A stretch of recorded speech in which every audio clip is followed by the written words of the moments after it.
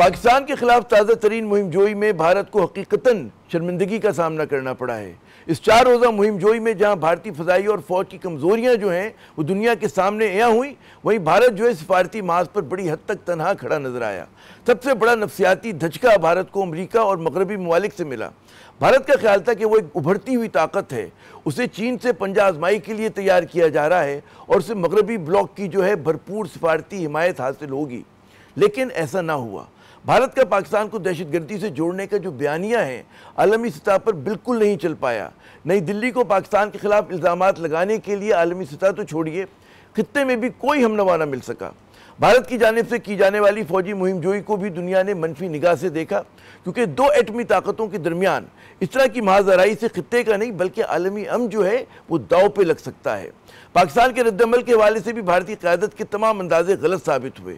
افواج پاکستان کی جانب سے مؤثر اور سخت جواب نے بھارت میں خطرے کی گھنٹیاں جو ہیں وہ بجا دی ہیں، اور مودی حکومت اور اس کے جو حکمت عملی ہے وہ شدید تنقید کی زد میں ہے۔ ویسے تو مودی دور میں کی جانے والی یک کے بعد دیگر مہم جوئیوں نے پاکستان اور بھارت کے درمیان کسی بڑے تصادم کے امکان کو جو ہے بہت زیادہ بڑھا دیا ہے، یعنی کہ بات جو ہے اب ایل او سی پر چھوٹے ہتھیاروں سے لڑائی اور گولہ باری سے نکل کر جدید ترین لڑاکا طیاروں، میزائل اور ڈرون حملوں تک جا پہنچی ہے۔ کیا اب یہ دونوں ملکوں کے درمیان جو ہے بالکل ایک نیا نارمل ہوگا؟ اگر ہوگا تو یہ انتہائی خطرناک بات ہے جس کا دنیا کو اندازہ ہے۔ دوسری جانب امریکی صدر ڈونلڈ ٹرمپ جو ہیں جتنا زیادہ پاکستان اور بھارت کے درمیان فائر بندی کا سہرا جو ہے اپنے سر پر باندھنے کی کوشش کریں، اس کا بھارت میں جو ہے بالکل الٹا رد عمل ہو رہا ہے، یعنی کہ صدر ٹرمپ بھی بھارتی تنقید کی زد میں آ چکے ہیں، یہاں تک کہ مودی بھی اپنے دوست کا نام لینے سے گریزاں ہیں۔ ایسا کیوں ہے؟ آج کے پروگرام میں جاننے کی کوشش کرتے ہیں۔ پاکستان کے خلاف مودی کی دھمکی آمیز گفتگو پر بھی بالکل بات ہوگی، جو اس بات کا اشارہ ہے کہ بر صغیر میں حالات جو ہیں کس قدر نازک اور کشیدہ ہیں۔ لیکن تجزیہ کاروں کا ماننا ہے کہ جی پاکستان کے خلاف ناکام مہم کے بعد مودی کا جو سیاسی ستارہ ہے وہ گردش میں آ چکا ہے، اور یہی ان کے زوال کی ابتدا بھی ہے۔ کیا واقعی ایسا ہے؟ ہمارے ساتھ موجود ہیں سردار مسعود خان صاحب، سابق صدر آزاد کشمیر، سینئر سفارتکار جو امریکہ میں پاکستان کے سفیر رہنے کے ساتھ ساتھ کئی اہم ترین جو ہیں عہدوں پر فائز رہے ہیں۔ جی بہت شکریہ مسعود صاحب اپنا قیمتی وقت دینے کا۔ سب سے پہلے جو مجھے لگ رہا ہے کہ جی بڑی دلچسپ صورتحال ہے کہ صدر ڈونلڈ ٹرمپ جو ہیں وہ بڑے زور و شور سے اپنے کردار کے متعلق بتا رہے ہیں جو انہوں نے کشیدگی کم کرانے کے لیے کیا، اور اس میں ہم دیکھتے ہیں کہ پاکستان ان کوششوں کو بہت زیادہ ایڈمائر کر رہا ہے، سراہ رہا ہے، لیکن بھارت جو ہے وہ کچھ ناراض دکھائی دے رہا ہے۔ بڑا کیا وجہ ہو سکتی ہے اس کی؟ پہلے تو میں یہ کہنا چاہتا ہوں کہ آپ کا جو تعارف تھا، انٹروڈکشن تھا، بہت جامع تھا، آپ نے تمام زاویوں کا احاطہ کر لیا ہے اور اس نقطے کی بھی ایک طریقے سے تشریح کر لی ہے جس کے اوپر آپ نے سوال اٹھایا ہے۔ لیکن میں یہ آپ کو کہنا چاہتا ہوں کہ بھارت کی مغربی ممالک میں بالخصوص واشنگٹن میں ساکھ پہلے جیسی نہیں رہی۔ یہ صرف جو ہے جنگ کے دوران نہیں بلکہ پہلے بھی ہندوستان جو ہے بہت چالاکی سے روس اور امریکہ کے درمیان ایک توازن قائم کرنے کی کوشش کر رہا تھا، بلکہ ایک توازن بگاڑنے کی کوشش کر رہا تھا اپنے تعلقات کے حوالے سے۔ امریکہ دیکھ رہا تھا اور سن رہا تھا اس کے دوگلے رویے کو، اور وہاں لوگ سوال اٹھا رہے تھے کہ یہ حلیف ہمارا اور پینگے بڑھا رہا ہے ماسکو کے ساتھ، اور اس کا تیل جو ہے سستے داموں خرید کے مہنگے داموں بیچ رہا ہے، اور اس سے اس کا ایک منفیت کا کاروبار چلا ہے۔ اور دوسرے یہ شکوک و شبہات بھی پیدا ہو گئے تھے جو ثابت ہوئے ہیں اس جنگ کے دوران کہ ہندوستان میں وہ جنگی استعداد نہیں ہے اور وہ اسٹریٹجک حکمت عملی نہیں ہے جس کی بنیاد پہ وہ چین کے اوپر حاوی ہو سکے گا۔ اگر کوئی بڑی جنگ چھڑی تو وہ ہندوستان کو استعمال کرنا چاہتے تھے کہ اس سے پہلے جو ہے مغربی طاقتیں چین کے اوپر ہاتھ ڈالیں یا امریکہ ہاتھ ڈالے، ہندوستان چین کو کمزور کرتے، لیکن ہندوستان خود چین کے ساتھ اپنے تجارتی اور معاشی تعلقات بڑھاتا رہا ہے۔ تو اس پالیسی دیکھیں جو بہت سخت چالاک یا یار شخص ہوتا ہے یا نیتا اس قسم کا جیسے ہندوستان میں ہے، ان کی بڑی تعداد ہے، تو وہ اپنے اس من گھڑت منصوبے کو ذہانت سمجھتے ہیں، اور وہ یہ نہیں کہ دنیا دیکھ رہی ہے، تو اس کے نتائج سامنے آئے ہیں۔ اور پھر جو ہے دونوں نکات جو آپ نے اٹھائے تھے کہ تو انہوں نے ان کی ڈیفنس ٹیکنالوجی بدنام کر دی مغرب کی، اور اس کا گراف گرا دیا، اور دوسری طرف جو تھا یہ بھی ثابت ہو گیا کہ وہ چین کا کسی طریقے سے مقابلہ نہیں کر سکتا، کہ پاکستان جس کے بارے میں وہ ہمیشہ یہ کہتا رہتا تھا کہ اسے سپریمیسی حاصل ہے پاکستان کے اوپر، ایبسولوٹ سپریمیسی حاصل،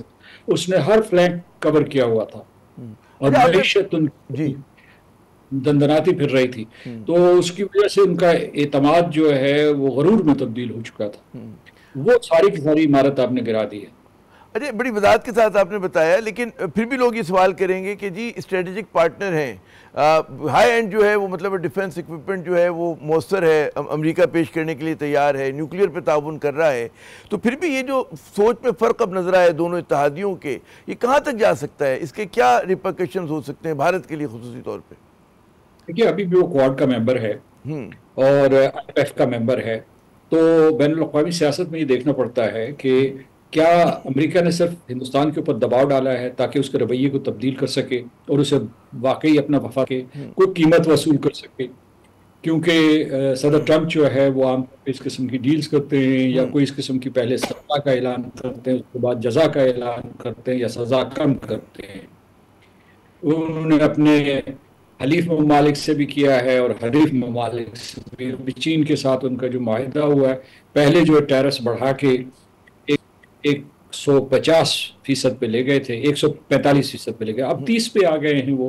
تو یہ ایک قسم کی سودے بازی ہو رہی ہے، یعنی یہ ایک ان کا جو دشمن ملک تھا اس سے انہوں نے یہ کیا ہے جناب. تو اسی طریقے سے ہندوستان جو ہے اس کے مزاج کو درست کرنے کے لیے ممکن ہے یہ اقدامات کیے، لیکن پاکستان کے لیے اس میں بھی ایک بہت سنہری موقع ہے کہ اس نے پاکستان کو اور ہندوستان میں امریکہ نے، صدر ٹرمپ نے نہ صرف ایک مرتبہ ایک ٹویٹ کی، دوسری ٹویٹ کی، بلکہ خلیجی ریاستوں میں بھی جو ہے پاکستان کے حوالے سے بیانات دیے. وہاں جو خلیجی قائدین ہیں ان کے سامنے یہ بیانات دیے، اور جیسا کہ آپ فرما رہے تھے کہ وہ بار بار اس کا ذکر کر رہے ہیں، اور اس میں اس نے پاکستان اور ہندوستان کو ہم پلہ کر دیا ہے.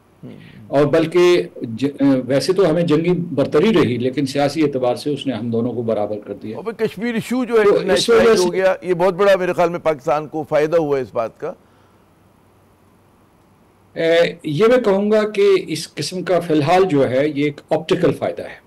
کیا یہ سبسٹنٹو فائدہ ہو سکے گا، یہ ہم نے دیکھنا ہے، کیونکہ ابھی یہ ہے کہ ہندوستان تو اس گفتگو کو کرنے کے لیے تیار نہیں ہے. نریندر مودی جب انہوں نے قوم سے خطاب کیا، بھپرے ہوئے، بکھرے ہوئے، وہ ان کو سمجھ میں نہیں آ رہا تھا، پاکستان کو دھمکیاں دے رہے تھے، جس جارحیت کا مظاہرہ کیا اس کا اعادہ کرنے کی دھمکی دے رہے تھے. وہ کہنے کا مطلب یہ ہے کہ وہ تو ان کا ابھی لگتا ہی نہیں کہ وہ مذاکرات کرنے کے قابل رہے ہیں، کیونکہ ان کو اپوزیشن کی طرف سے، بی جے پی کی طرف سے، راشٹریہ سوائم سیوک سنگھ کی طرف سے بہت دباؤ ہے، بہت دباؤ کے سامنے. اس لیے یہ ہے. اچھا، ہمارے میں خطرہ کہہ رہا ہوں جی کہ ہمارے یہاں جو بعض تجزیہ کار ہیں، میں دیکھ رہا تھا، ان کا کہنا ہے کہ جی یہ جو پوز آیا ہے، اور خود مودی نے یہ لفظ استعمال کیا کہ جی وقفہ ہے، آپریشن سندور جو ہے وہ جاری ہے بقول ان کے اس میں ان کا کہنا ہے کہ جی مغرب امریکہ سمیت جو دیگر مغربی ممالک ہیں اس پوز کو استعمال کریں گے دوبارہ سے بھارت کو مسلح کرنے کے لیے. خیر مسلح تو ہے، اس کی جو جہاں پہ کمزوریاں تھیں اس کو دور کرنے کے لیے. اب اس کو آپ سازشی تھیوری کہیں گے یا واقعی اس چیز کا امکان ہے؟ یہ تو بھارتی وزیر اعظم کی جو ہے نیت ہے اور ان کا ارادہ ہے، اور انہوں نے اس کا اظہار کر دیا، اور اگر حالات موافق ہوئے تو وہ یہ قدم اٹھانے سے کترائیں گے نہیں، بے جھجک کریں. لیکن کیا حالات موافق ہوں گے یا نہیں ان کو بھی پتا ہے. اور اس وقت جو ہے میں انگریزی کے 2 الفاظ استعمال کر رہا ہوں کہ ہی از ہیمسٹرنگ ہابلڈ. تو اس وجہ سے یہ ہے کہ وہ ٹھیک ہے اپنی قوم کو مطمئن کرنے کے لیے، جنتا کو سہارا دینے کے لیے وہ اس قسم کے الفاظ استعمال کر رہے ہیں. اگر وہ فاتح ہوتے تو کہتے ہی جناب ہم نے فتح کر لیا پاکستان کو، جو ہم نے دعوے کیے تھے کہ لاہور، کراچی اور اسلام آباد کے اوپر قبضہ کر لیا، تو وہ کہتے کہ ثبوتوں کے ساتھ کہتے. تو چونکہ وہاں کوئی چیز ایسی نہیں تھی ان کے پاس ٹھوس، اور جو دنیا جو پردہ اسکرین ہے، جو دنیا کا پردہ اسکرین تھا، جس کو کہتے ہیں کہ اس پہ لوگوں نے دیکھا کہ ہندوستان کی کس طریقے سے پٹائی ہوئی. اور میں یہ الفاظ استعمال نہیں کرنا چاہتا کیونکہ ہم اس خطے میں امن اور آشتی کے خواہاں ہیں.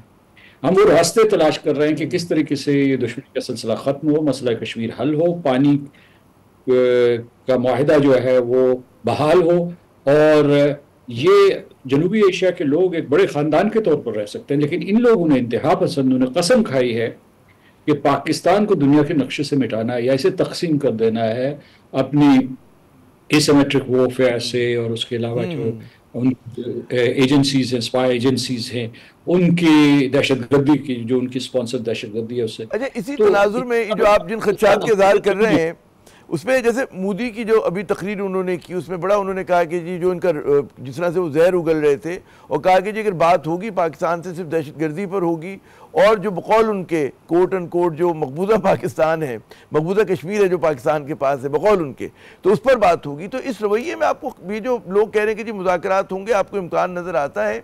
اور کیا اس پریمس پہ پاکستان بات کرنے کے لیے تیار ہوگا یا پاکستان کوئی پری کنڈیشنز لگائے گا یا لگانی چاہیے ہمیں؟ جی اگر مذاکرات ہوں گے تو اس قسم کی کوئی شرائط عائد نہیں کی جائیں گی، اور آزاد کشمیر آزاد ہے، اسے مقبوضہ کہنا یعنی مطلب یہ ہے کہ یہ حماقت ہے.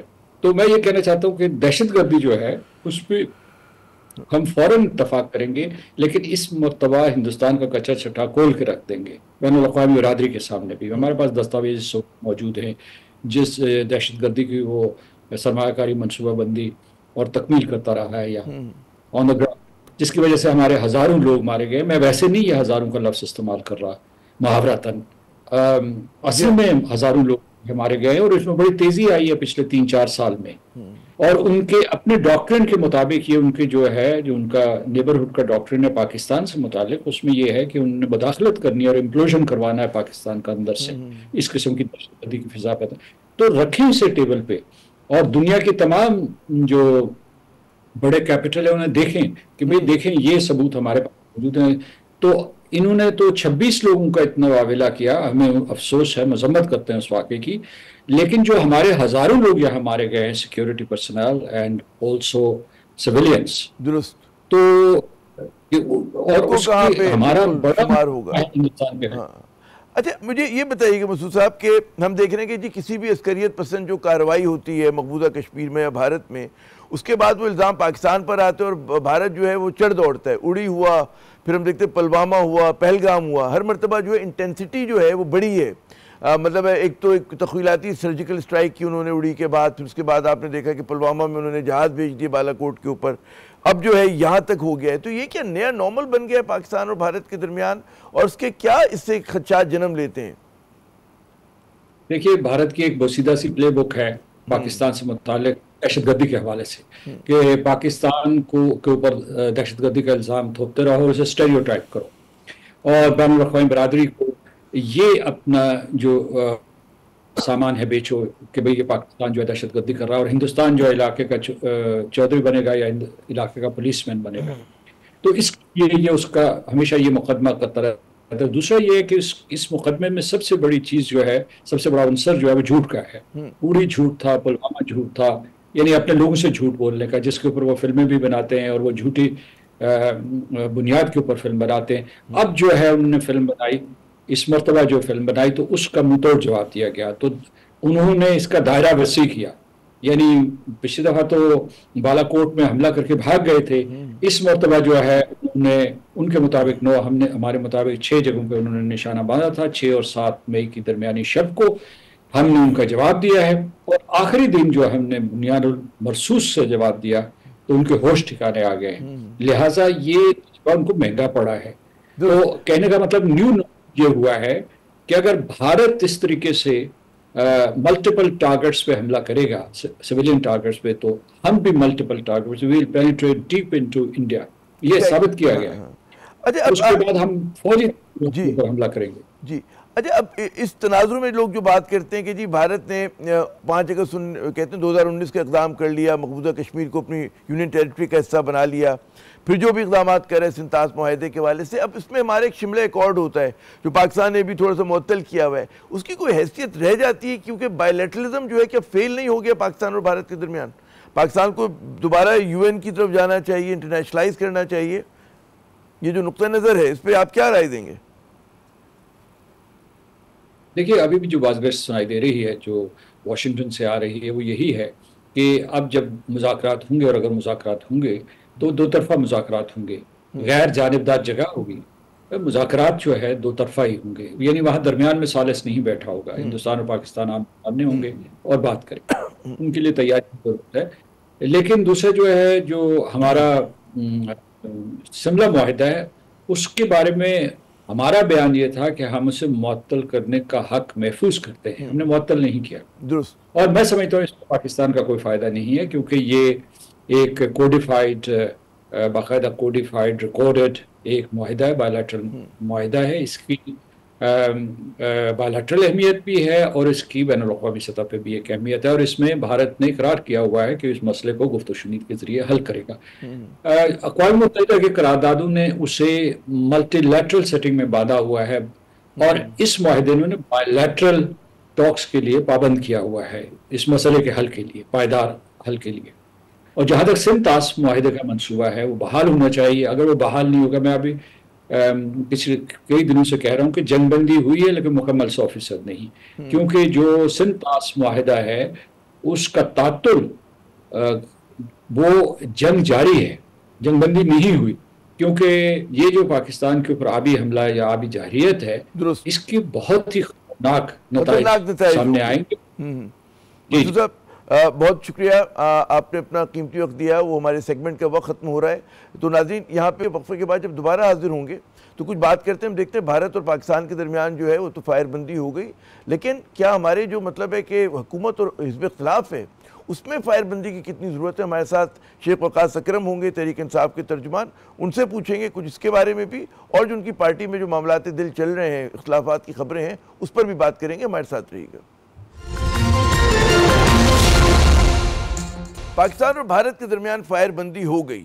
اب بہت سارے حلقے یہ سوال اٹھا رہے ہیں کہ جناب جب آپ دشمن کے ساتھ فائر بندی کر سکتے ہیں تو کیا اس بات کا کوئی امکان ہے کہ حکومت اور حزب اختلاف کے درمیان فائر بندی ہو؟ اور جب وہ حزب اختلاف کی بات کرتے ہیں تو پھر بالخصوص طور پہ ہوتی کہ تحریک انصاف اور حکومت کے درمیان فائر بندی ہو، کیونکہ جتنا بڑا خطرہ پاکستان کو درپیش ہے، بیرونی جارحیت کا سامنا ہے ہمیں، اس میں پاکستان، مستحکم پاکستان جو ہے ولین ضرورت ہونا چاہیے، یعنی کہ سیاسی استحکام بہت ضروری ہے. تو کیا اس بات کے کوئی آثار ہیں کہ تحریک انصاف اور حکومت کے درمیان کسی قسم کی جو ہے کوئی انڈرسٹینڈنگ ہو جائے، کوئی rules of the game set ہو جائیں؟ اس سیگمنٹ میں ہم اس پہ بات کریں گے. اس کے علاوہ سننے میں یہ آ رہا ہے کہ جی تحریک انصاف کے جو ہے اس کے اندر جو ہے بڑا فرکشن آ گیا ہے، اور جنید اکبر صاحب جو ان کے پبلک اکاؤنٹ کمیٹی کے چیئرمین تھے ان سے استعفیٰ مانگ لیا گیا، اور اس کے بعد جناب عمران خان نے یہ بھی کہا کہ جی استعفیٰ جو ہے آپ جو ہے اگر آپ دونوں ذمہ داریاں اٹھا سکتے ہیں، یعنی کہ صوبائی صدارت کے پی کی اور اس کے علاوہ پی اے سی کی، تو یہ بھی کر کے دیکھ لیں. لیکن ظاہر ہے کہ اس طرح کے جب بیانات آتے ہیں، چیزیں سامنے آتی ہیں، تو وہ جو فرکشن کی باتیں ہیں ود دا پارٹی، اس کے اوپر بہت لوگ جو ہیں گشتمائی کرتے ہیں. تو اس پہ بھی ہم بات کریں گے. ہمارے ساتھ موجود ہیں تحریک انصاف کے اسپوکس پرسن محترم شیخ وقاص اکرم صاحب. شیخ صاحب بہت شکریہ اپنا قیمتی وقت دینے کا. وہ جو میں نے وہی جملہ کہا کہ جی چیئرمین پی ٹی آئی جو ہیں بیرسر گوھر صاحب، انہوں نے کہا کہ جی فائر بندی ہونی چاہیے حکومت کی اور حزب اختلاف کی بھی، اور لوگوں کی پکڑ دھکڑ بند ہو، عمران خان چھوٹ جائیں. کیا کوئی امکان نظر آ رہا ہے آپ کو اس بات کا؟ دیکھیں سر، بات یہ ہے، وہ تو انہوں نے بالکل ٹھیک کہا کہ فسطائیت جو ہے وہ اور جبر اور ظلم جو ہے پاکستان تحریک انصاف کے ورکر کے خلاف وہ بند ہونا چاہیے، کیونکہ وہ ناحق ہے، ناجائز ہے. عدالتوں کو بھی یہ پریشرائز کر رہے ہیں. کسی جگہ پہ ضمانتوں کی درخواستیں ہیں تو وہ سست روی کا شکار ہے، کہیں پہ ٹرائلز ہیں تو ڈیلی بیسس پہ ہو رہے ہیں. اور آج تو ایک عجیب ہی کام ہوا، شاہ محمود قریشی صاحب جو عدالت میں پیش ہوئے اور اعجاز چودھری صاحب وہاں کوٹ لکھپت میں، کہ کل جب آج ہم تک یہ خبر پہنچی کہ جس وقت تمام لوگ عدالت سے نکل گئے، عدالت خالی ہو گئی، اس وقت عدالت نے گواہوں کو بلا کے بغیر کسی کی موجودگی کے، بغیر ہمارے لائرز اور ہمارے ملزمان کی موجودگی کے، جس وقت عدالت خالی ہو گئی کہ چھٹی ہو گئی، سارے چلے جاؤ، تو ان کے بیانات ریکارڈ کروائے. میری بات سمجھ رہے ہیں آپ؟ اس سے بڑی جو ہے وہ گڑبڑ کیا ہو سکتی ہے؟ تو وہ چیزیں ہم تک پہنچی ہیں. آج ہم اس کے اوپر بات کریں گے کھل کے کہ یہ تو نامناسب بات ہے کہ لوگوں کو ناحق کیسز میں سزائیں دینے کے لیے کیا جا رہا ہے.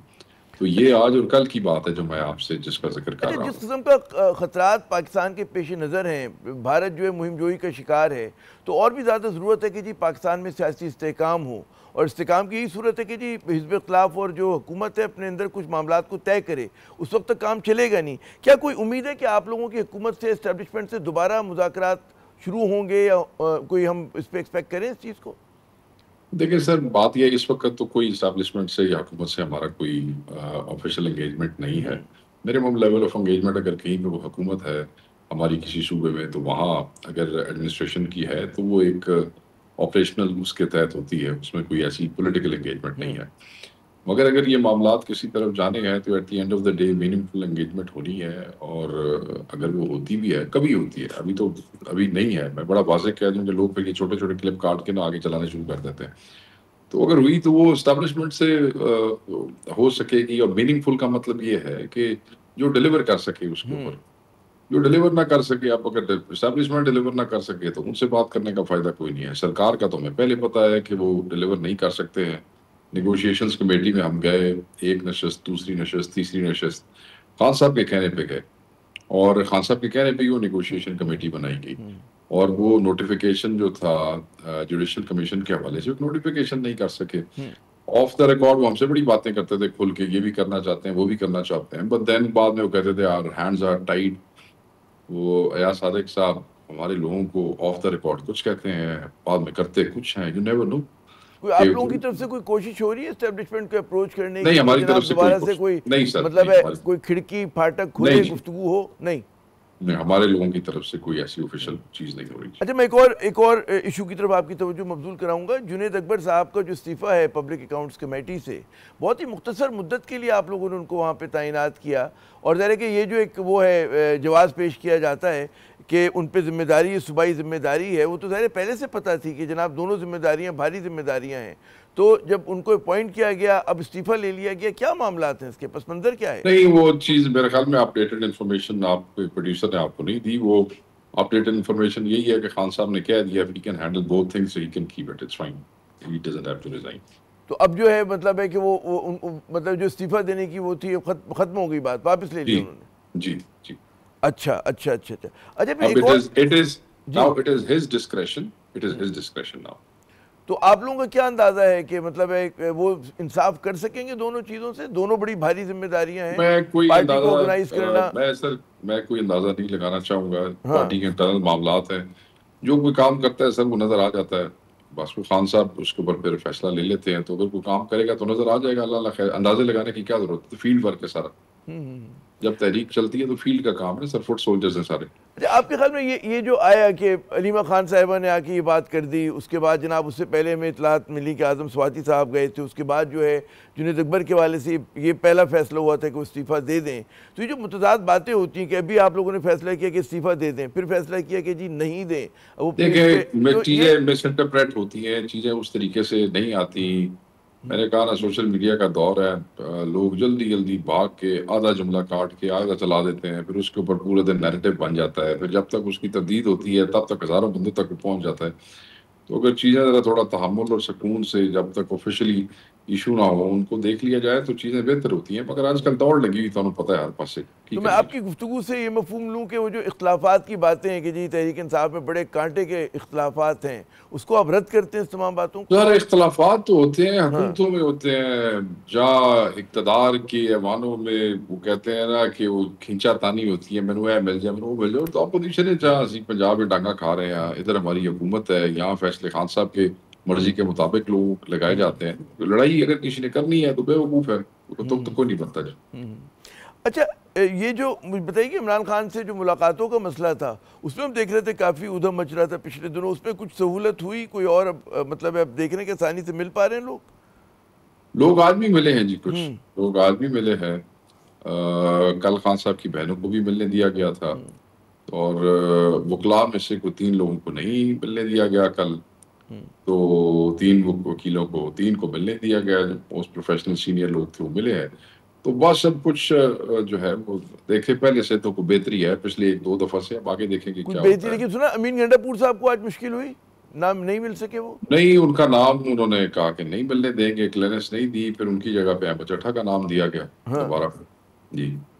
اچھا، ایک اور جو نئی چیز ہم نے دیکھی کہ وہ عمران خان کے جو فرزند ہیں قاسم خان اور سلیمان خان، وہ میڈیا پہ پہلی بار آئے. انہوں نے اپنے والد کو جو بھی ان کے ساتھ بیت رہی اس کے والد سے بڑی تفصیل سے بات کی. تو یہ کیا تبدیلی، یعنی کہ آپ لوگوں کے درمیان کمیونیکیشن ہوا تھا کہ وہ لوگ بھی جو ہیں عمران خان کی رہائی کے سلسلے میں یا جو ان کو مشکلات درپیش ہوں؟ نہیں، پارٹی کے ساتھ ان کی کوئی کمیونیکیشن نہیں ہے. بقول ان کے انہوں نے والد صاحب سے اپنی اجازت لی تھی، اور میرے خیال میں it is quite natural. Aleema Khan صاحبہ کیوں پارٹی کا حصہ تو وہ نہیں ہے، پارٹی تو نہیں ہے، مگر وہ کیوں اتنی ہمت کر رہی ہیں؟ وہ ہمیشہ کہتی ہیں کہ میں علیحدہ ہوں، مجھے سیاست سے علیحدہ رکھیں، بٹ کیوں فور فرنٹ میں ہے؟ کیونکہ ان کی بہن ہے. اور تینوں بہنیں. دوسری طرف آپ دیکھتے ہیں کہ بشرا بی بی جب آئی تھیں تو وہ بھی چیزوں میں آگے تھیں. کیوں تھیں؟ کیونکہ ان کی زوجہ ہیں. اب بچے تو باپ کے لیے اوبیسلی ان کے لیے تو بڑا مصیبت ہے نا جی کہ عدالتوں نے کہا ہے کہ ہر ہفتے بات کرائیں اور ان کی آپ 3 مہینے بات نہیں کراتے. پھر ہم ان فیصلوں کی خلاف ورزی کے خلاف ہم 3 دفعہ عدالت میں گئے ہیں اور ابھی بھی گئے ہوئے ہیں ہائی کورٹ کے اندر کہ آپ کے فیصلوں پہ امپلیمنٹ نہیں ہو رہا. وہ کوائٹ نیچرلی بچے اپنے والد کے لیے ہر کوئی اپنا رول پلے کرنا چاہتا ہے. جن کا خان سے کوئی خونی رشتہ نہیں بھی ہے وہ اتنی قربانیاں دے رہے ہیں تو جن کا خونی رشتہ ہے وہ کیوں خاموش رہیں گے؟ وہ بھی بات کریں گے. تو آپ کے خیال میں یہ سلسلہ جاری رہے گا؟ مطلب قاسم اور سلیمان صاحب آئی کانٹ سر، میں اس پہ کوئی وہ نہیں کر سکتا کمنٹ کہ جاری رہے گا کہ نہیں. مگر ابھی تک تو جو انہوں نے بات کی ہے انہوں نے بڑی سین باتیں کی ہیں اور بڑے امپورٹنٹ پوائنٹ انہوں نے ریز کیے ہیں. یہ وہی کنسرن ہے جو کہ میرے خیال میں ایک بچوں کے منہ سے اپنے باپ کے لیے تو انہوں نے ہمت کی ہے اور اس کا بڑا امپیکٹ ہے ہمارے لوگوں پہ. اچھا میں ایک اور چیز پہ ایک کہا یہ جا رہا ہے کہ جو پاک بھارت کشیدگی ہوئی اور جس طرح سے حکومت نے اور افواج پاکستان نے اس سے نمٹا ہے بھارتی جارحیت سے، اس سے جو ہے یہ نظام جو ہے مضبوط ہوا ہے. اور وہ جو تحریک انصاف کا ایک وہ تھا وہ ذرا سا مطلب ہے کہ اب ریڈار سے نیچے چلی گئی ہے عوام کی. یہ کس حد تک یہ جو تاثر دیا جا رہا ہے یا بن رہا ہے اس کے بارے میں کیا کہیں گے اب؟ یہ پی ٹی آئی جو ایک ذیلی خبر بن گئی ہے فی الحال. نہیں، یہ تو وہ جو سرکاری فیڈڈ تجزیہ نگار ہیں یہ تو ان کی وہ ہے. آپ یاد رکھیے گا پی ٹی آئی نے 3-4 دن پی ٹی آئی کے ڈیجیٹل واریئرز نے جس طریقے سے حالانکہ ان پہ قومی دشمن ان کو بنایا گیا، انتشاری بتایا گیا، ان پہ ایف آئی آریں دی گئی، ایف آئی اے نے سائبر والوں نے پتہ نہیں ان بچوں کے ساتھ کیا کیا. اس کے باوجود 3 دن وہ ڈیجیٹل واریئرز کے طور پہ جس کا D G S P R نے بھی شکریہ ادا کیا، پریز کیا، وہ لوگ بحیثیت قوم بحیثیت پاکستانی لڑتے رہے اور انڈین نیریٹو کی ایسی کی تیسی انہوں نے پھیر دی. تو اس کا یہ مطلب نہیں ہے کہ ہم کو ذیلی خبر بن گئے. قوم یکجا ہوئی ہے، پہلے پاکستان ہے، ابو الوطن ہمارے سب سے پہلے پاکستان ہے. اچھا اس میں ہم ریلیٹو کیوں دیکھیں، ریلیونٹ وہ یہ ہوتا ہے کہ آپ فستائیہ دوبارہ شروع کریں گے. آپ کر دیا آپ کو پتہ لگ جائے گا کون ریلیونٹ ہے اور کون ریلیونٹ ہے. یہ کہڑا تو نیریٹو سوشل میڈیا تے تو لوگ بناتے نے کوئی گھنٹے بعد کہانی شروع ہو جاتی ہے. یہ کہڑا وہ ہے. اچھا اس میں یہ بتائیے کہ پاک فوج نے فضائیہ نے ہماری بڑا زبردست کردار ادا کیا.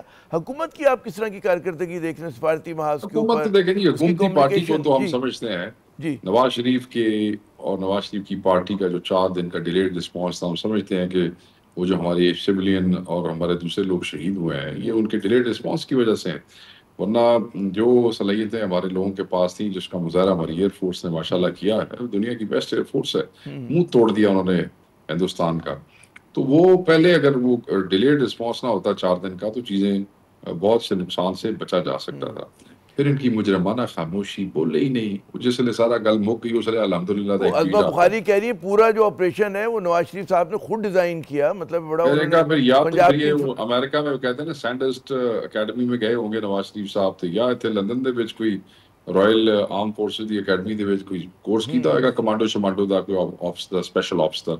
کیونکہ یا پھر ہماری آپ وہ کہہ رہے 3 بار وزیر اعظم بنے، تجربہ ہے ان کو، تو آتا ہوگا ایسے معاملات سے نمٹنا. عظمہ بخاری ایسی تو فضا میں تو بات نہیں چھوڑ رہی ہوں گی. میں تو سمجھتا ہوں کہ یہ جوک ہی تھا کہ نواز شریف جس کے منہ سے مودی کے خلاف لفظ نہیں نکل رہا تھا، اس نے operation and Y would any force, چاہے ایئر فورس ہو، چاہے آرمی ہو، چاہے نیوی ہو، وہ ایک ایسے شخص کے حوالے کیوں وہ اپنا آپریشن کریں گے؟ کون سا ایسا تجربہ ہے جو کہ کمانڈرز کے پاس نہیں تھا، یا ایئر وائس مارشل یا مارشلز کے پاس نہیں تھا، جرنیلوں کے پاس یا نیوی کے ان کے پاس نہیں تھا، جو نواز شریف کی اب کیا بات کر رہے ہیں؟ چھڑ دے تو سیریس جوک سے مطلب یہ تو انہوں نے جن لوگوں نے یہ آپریشن پلان کر کے امپلیمنٹ کیا ہے یہ تو ان کا مذاق اڑایا نون لیگ والوں نے کہ یہ اسی کیتا ہے. مطلب یہ آپ کا کہنے کہ لوز بال دے دی عظمہ بخاری نے. آپ کا کہنے جوکر ہے سر، یہ جوکر ہے کیا ہے کو بات ہے. جاتے جاتے یہ بتائیے کہ آپ نے بھی فرمایا انٹرویو کے شروع میں کہ ایاز صادق صاحب نے کہا کہ جی ہم بہت کچھ کرنا چاہتے ہیں، ہمارے ہاتھ جو ہیں وہ بندھے ہوئے ہیں. تو آپ کے خیال میں کس نے ہاتھ باندھ رکھے ہیں اور کیا وجہ ہے؟ اسٹیبلشمنٹ کا ذکر کرتے ہیں، خود کی کرتے ہیں ذکر. جی اسٹیبلشمنٹ کی بات کرتے ہیں. تو اسٹیبلشمنٹ پہ الزام لگا رہے ہیں بقول آپ کے؟ جی اچھا. بہت بہت شکریہ شیخ وقاص صاحب، آپ نے اپنا قیمتی وقت دیا. پاکستان تحریک انصاف کے ترجمان شیخ وقاص کی گفتگو سنی. یہاں پہ ایک چھوٹا سا وقفہ لیتے ہیں، آپ ہمارے ساتھ رہیے گا. بھارت جو ہے پاکستان کے خلاف پھر ایک مہم جوئی کر سکتا ہے، کوئی سازشی تھیوری نہیں ہے، یہ ایک حقیقت ہے۔ جو بھارت کے عزائم ہیں وہ سب نظر آ رہے ہیں، مودی جو جس طرح کا زہر اگل رہا ہے پاکستان کے خلاف، اس لیے پورے پاکستان کو تیار ہونا چاہیے، اور تیاری جو ہے وہ صرف مسلح افواج کی نہیں ہونی، وہ جناب مطلب ہے میڈیا کی بھی ہونی اور ہمارے سیاستدانوں کی بھی ہونی۔ اور جب میں سیاستدانوں کی بات کرتا ہوں تو اس ملک میں سیاسی استحکام کی ضرورت ہے، یعنی کہ حکومت اور حزب اختلاف کے درمیان کچھ رولز آف دا گیم، کھیل کے اصولوں کو طے ہونا ہے۔ تحریک انصاف اور ہم دیکھتے ہیں کہ حکومت کے درمیان جو چپقلش ہے اس میں کہیں نہ کہیں ایک کہتے ہیں توازن کی ضرورت ہے۔ کیا ایسا جو ہے ان حالات کے پیش نظر جو ہے ہمارے سیاستدان کر پائیں گے؟ اور ظاہر ہے کہ جو بال ہے، گیند جو ہے وہ حکومت کے کورٹ میں ہے، کیونکہ حکومت با اختیار بھی ہے، طاقت بھی اس کے پاس ہے، تو کیا وہ تحریک انصاف کے ساتھ کوئی ایسی جو ہے انڈرسٹینڈنگ کرے گی کہ ان کی شکایات دور ہوں اور پاکستان ایک جو ہے نارمل سیاست کی طرف جو ہے وہ جا سکے؟ اسی کے ساتھ عامر ضیاء کو اگلے پروگرام تک اجازت دیجیے گا۔ خدا حافظ۔